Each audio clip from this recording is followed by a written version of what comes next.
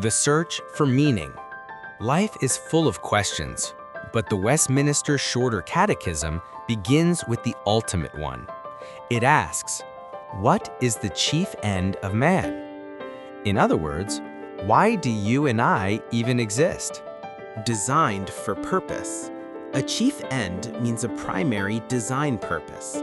Just as a hammer is crafted to drive nails, you are intentionally designed by a creator. You are not a biological accident. You have a specific goal. The Copernican shift. The Reformed tradition teaches a hard truth. Humanity is not the center of the universe. The story isn't ultimately about us. Our purpose is external to ourselves. It is centrally focused on God. The answer, Part A, to glorify.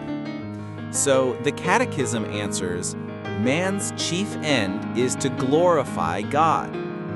To glorify doesn't mean making God bigger than he is. It means acknowledging and declaring how magnificent he already is. The mirror analogy. Think of it this way.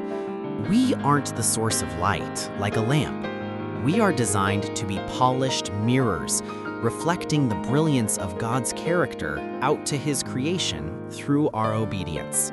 The shocking twist. Part B, to enjoy, but here is the surprising twist. The answer continues, and to enjoy him forever.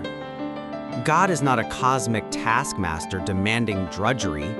He actually commands our supreme happiness and delight. The joining of duty and delight. This is a crucial Reformed insight. Glorifying God and enjoying him aren't two separate tasks. They are intertwined. We glorify God most when we are most satisfied in him. The problem of broken cisterns. Sin is simply trying to find that enjoyment in things other than God. It's trying to drink from broken cisterns that run dry, rather than drinking from the fountain of living water. The eternal perspective. The Catechism says, forever. Our purpose doesn't end at death.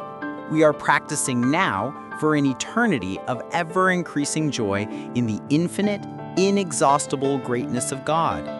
The gospel key. We all fail at this daily.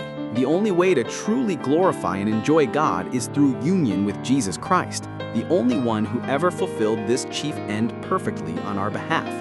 And union with Christ is a gift by grace through faith in Jesus according to the gospel. Be blessed by this catechism as you meditate upon it.